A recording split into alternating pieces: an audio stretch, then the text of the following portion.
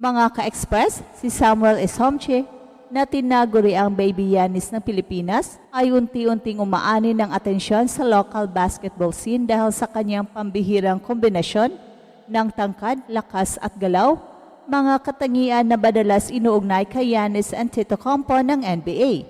Sa edad na 14 years old at may taas na 6'4", si Sam ay para ng higante sa mga batang kalaban niya sa Philippine Youth Dreamers League. Katulad ni Giannis nung kabataan nito sa Greece, si Sam ay hindi pa ganap ang katawan at laro, pero kitang-kita na ang potensyal na maging isang dominanting force. Mula coast-to-coast plays hanggang sa malalakas na finishes sa ilalim, makikita mo na pareho silang may natural na explosiveness na hindi madaling turuan.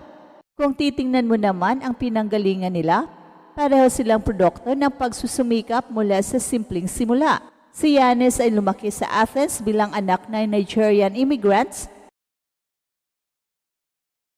na minsan ay kailangang magbenta ng gamit sa kalye para lang mabuhay.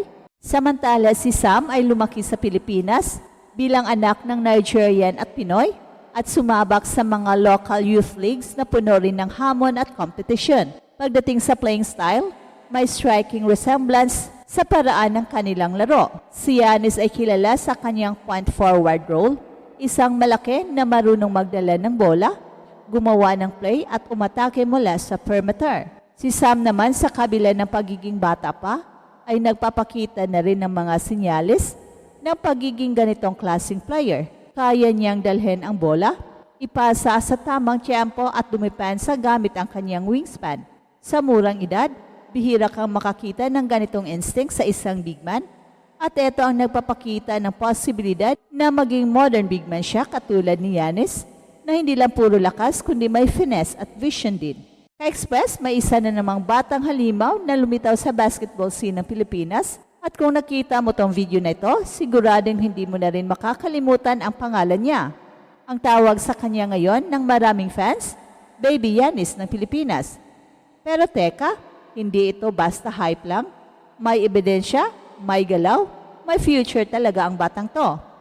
Ang pangalan niya, Samuel Isomche, isang 14 years old na Nigerian Filipino na unti-unti nang pinapamangha ang basketball community ng bansa. Nagsimula ang lahat sa isang viral clip na nakuha sa championship game ng Under-12 Division sa Philippine Youth Dreamers League.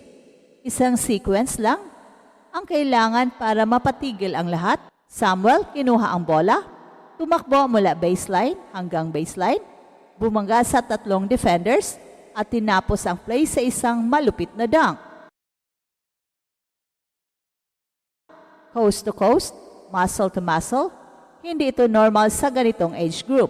Isa itong pambihirang talent ka-express na kahit mga coach at scouts ay hindi makapaniwala. Ngayon, 14 years old pa lang itong si Sam. Ang taas niya ay 6'4". Yes, tama ang narinig mo. 6'4" sa edad na 14 years old. Habang ang ibang bata ay nagsisimula pa lang mag-grow, si Sam ay para ng isang prospectong college player. Pero hindi lang ito tungkol sa height. Kung mapapanood mo ang galaw niya sa court, makikita mong may basketball IQ na siya, marunong siyang pumesto, magbasa ng depensa at may presence sa loob ng shaded lane na parang veterano.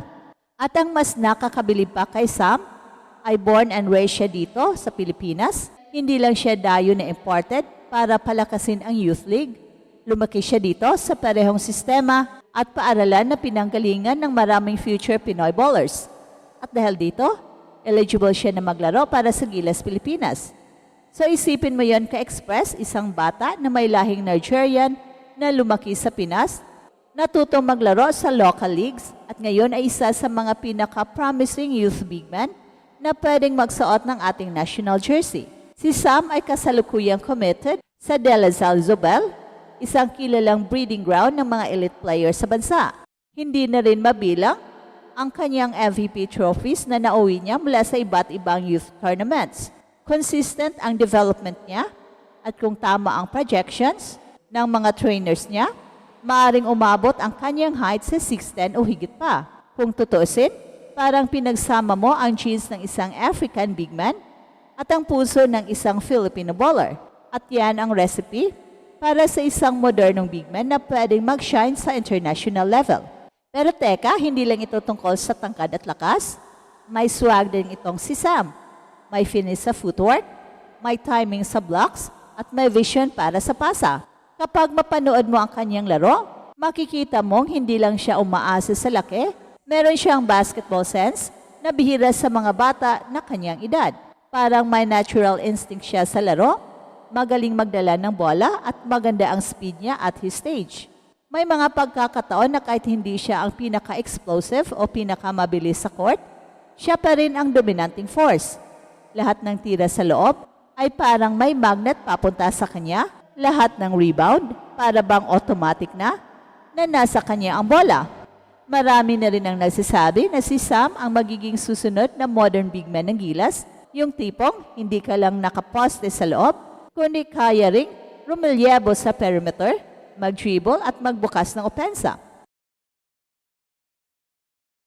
Isang klase ng big man na kailangan natin ngayon, lalo na sa panahon na halos lahat ng international teams ay may mga 6'10" stretch bigs na kaya ring maglaro ng guard. At kung ma-develop ng maayos si Sam, maihahanda natin siya sa ganong klase ng basketball evolution. Ang masayang balita dito ka-Express, hindi nag-iisa si Sam sa pag-usbong ng mga batang promising players na Pinoy o may dugong Pinoy. Ngayon, unti-unti nang nagbubunga ang grassroots basketball programs ng bansa. Mas maraming kabataan ang na-expose sa competitive leagues at mas maraming bata ang nabibigyan ng pagkakataong mahasa mula sa murang edad. Si Sam ay patunay na kapag nabigyan ng tamang training, guidance at exposure, kaya ng batang Pinoy o mistisong Pinoy na makipagsabayan kahit sa mga higanting banyaga. Kaya nga ka-Express, mahalaga sa amin dito ang pagbibigay pansin sa mga batang tulad ni Sam. Dahil sa bawat kwento niya ay hindi lang kwento ng isang bata na magaling mag-basketball, kwento ito ng potensyal ng Pilipinas, kwento ng bagong henerasyon ng Gilas, kwento ng pag-asa para sa mas matatag na basketball program. At kung tutusin, kwento rin ito ng panibagong inspirasyon para sa lahat ng mga batang nangangarap sa court.